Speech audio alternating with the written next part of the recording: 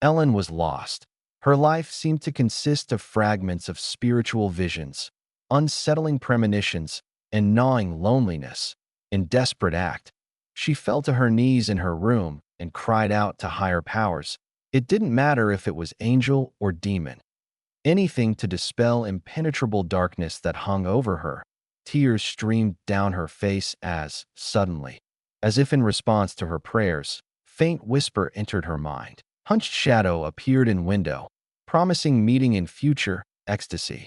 Chilling to bone, pierced Ellen, causing her to levitate above floor as her body convulsed. Summoning was complete. Time passed. Year was 1838. Germany. Ellen seemed to have found long-awaited peace in anticipation of marital bliss. By her side was loving and reliable fiancé, Thomas, young, ambitious, but naive. Ellen, thanks to her visions, knew far more than he could ever imagine. Thomas was desperately trying to secure permanent position at local real estate firm, and it seemed his luck had changed. Her nod. His vain and overbearing superior summoned him and offered task to travel to little-known country and sell old mansion to noblemen. Successful deal guaranteed him place in firm. Thomas, blinded by prospect of rapid career advancement, was willing to postpone wedding to secure family's future. Upcoming trip seemed strange from start. Real estate buyer, Count Orlok, insisted on personal meeting with notary to sign papers. Thomas felt uneasy, but his desire for recognition outweighed his intuition.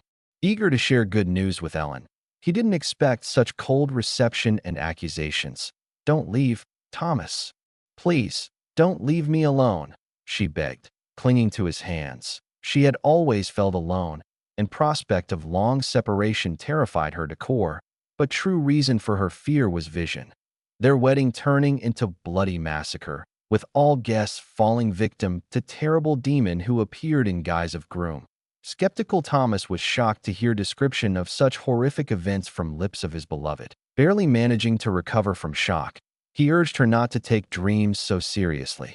Fearing her deteriorating condition, he decided to send Ellen to stay with friends in countryside for duration of his absence. There, in peace and quiet, she could rest and recover. Colleagues and friends celebrated Thomas's upcoming promotion. Friedrich, his best friend, sincerely rejoiced for him and advised him not to miss chance to secure carefree life. He himself worked tirelessly for sake of his beloved wife and two young daughters. Evening drew to close, and children began to whine, complaining that there was monster in their room. Late that night, in moment of despair, Ellen cut off lock of her hair and placed it in antique locket, as if resolving something very important for herself. After touching farewell to Ellen and Harding family, Thomas set off on his long journey. Road proved difficult. Weary traveler decided to stop for night in small gypsy village. From moment he arrived, he felt watchful gaze, as if someone was observing him from shadows. Soon, young gypsy with dazzling white teeth and mocking look approached him.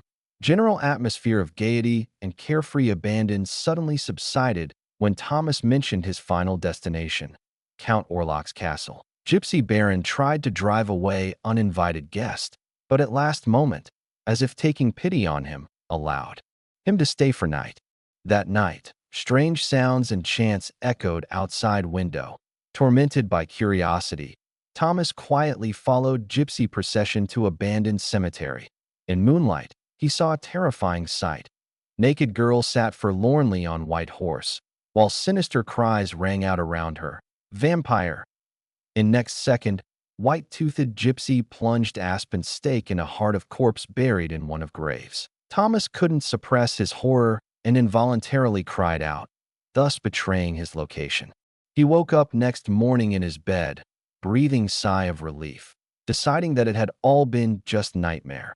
But then his gaze fell on his feet, covered in clumps of raw earth. Was it really dream? Gypsy camp had vanished without trace, taking Thomas's horse with them.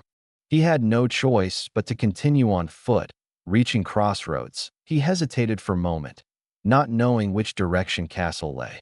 According to ancient gypsy beliefs, crossroads represents border between world of living and world of supernatural. If you stand in this place and say certain words, you can attract luck and happiness. But if you don't know those words, luck may forever turn away from you. Suddenly, carriage drawn by pair of black horses appeared from horizon, but it had no coachman. Thomas's heart beat anxiously after all that he had experienced, but his sense of duty did not allow him to turn back until deal was done. Huge, gloomy castle greeted him coldly and impartially, its wrought iron gates creaking open. Count Orlok showed no particular hospitality, reproaching guest for being late and not allowing him to rest from journey. He only gave him piece of stale bread and glass of sour wine. Any attempts by Thomas to start conversation about strange rituals performed by peasants in village were cut off by Count with irritation. Orlok was eager to get down to business and examine papers. Suddenly cutting himself, Thomas noticed how Count's face changed. Strange, almost hungry glint flashed in his eyes.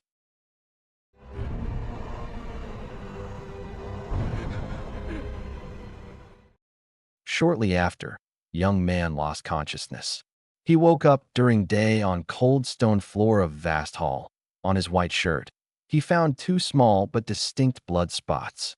That same night, Count Orlok brought contract for him to sign, written in ancient language incomprehensible to Thomas.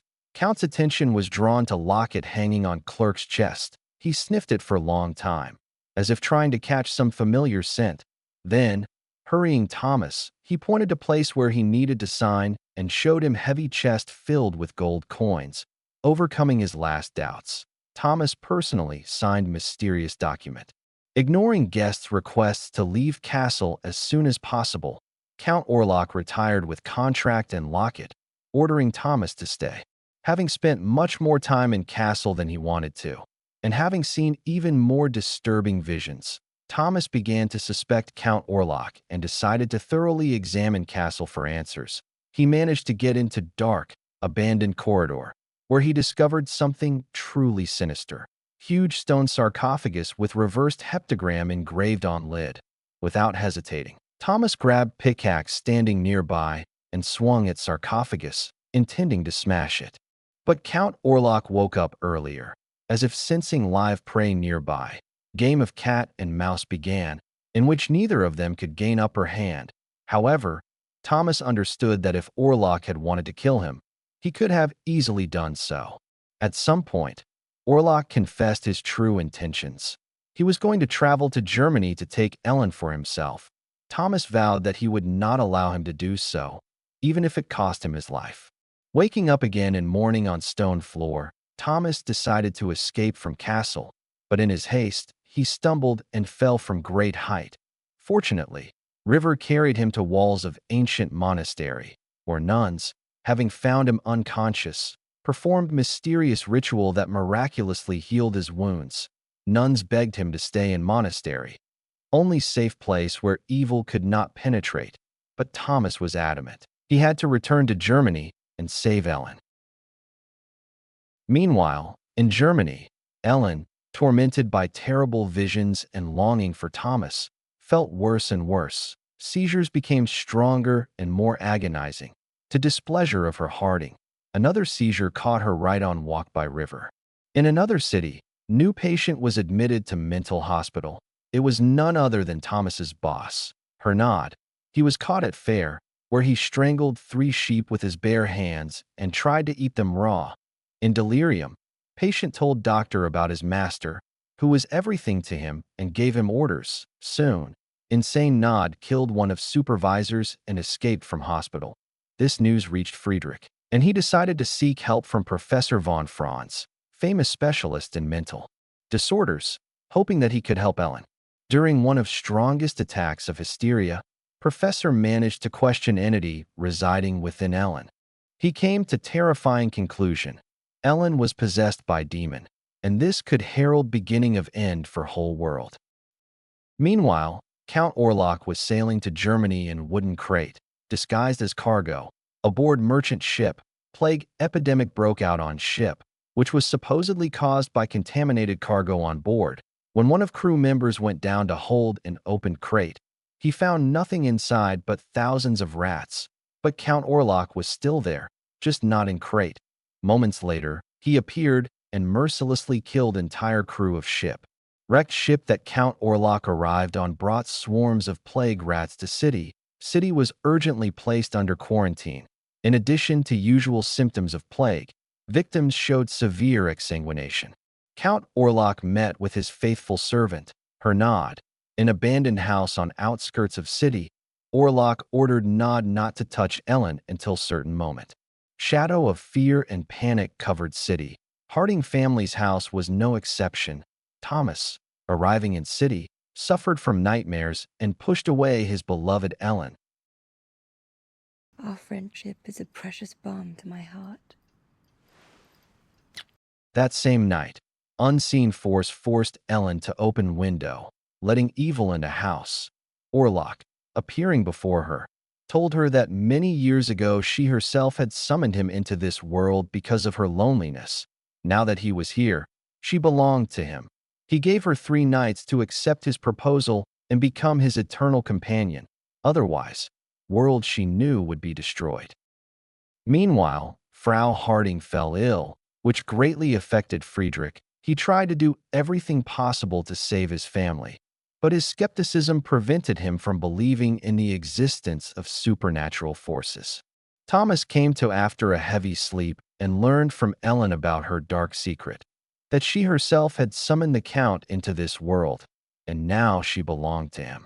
The following night, Orlok killed Friedrich and Anna's 2 young daughters, and then Anna herself. This devastated Friedrich, and in a fit of rage, he blamed Ellen for everything. Thomas, Professor Franz, Dr. Sievers, and Ellen devised a plan to kill Orlok. However, the real plan to destroy the vampire was devised only by Franz and Ellen, and they decided not to tell the others about it because they knew they wouldn't agree. The plan was that Ellen had to voluntarily surrender to Orlok. If she spent the night with him, it would kill him forever, but in the process, she had to sacrifice herself. On the 3rd night, Franz, Sievers, and Thomas set off to search for Orlok in his lair. Thomas thought they could kill him in the sarcophagus or destroy the sarcophagus so he couldn't replenish his strength. Thomas swung the stake, but in the sarcophagus was not Orlok, but his faithful servant, Hernod, ready to do anything for his master. Thomas realized that Professor Franz had deceived him, and in a rage, he rushed home. At that moment, Count Orlok came to Ellen. She met him willingly, accepting her destiny. After an entire night, during which she sacrificed herself to save the world, the vampire died a gruesome death. Thomas managed to hold her hand in the last seconds of her life, but she died, as the Count had drunk too much of her blood. Ellen became the savior, ridding the world of the Nosferatu plague.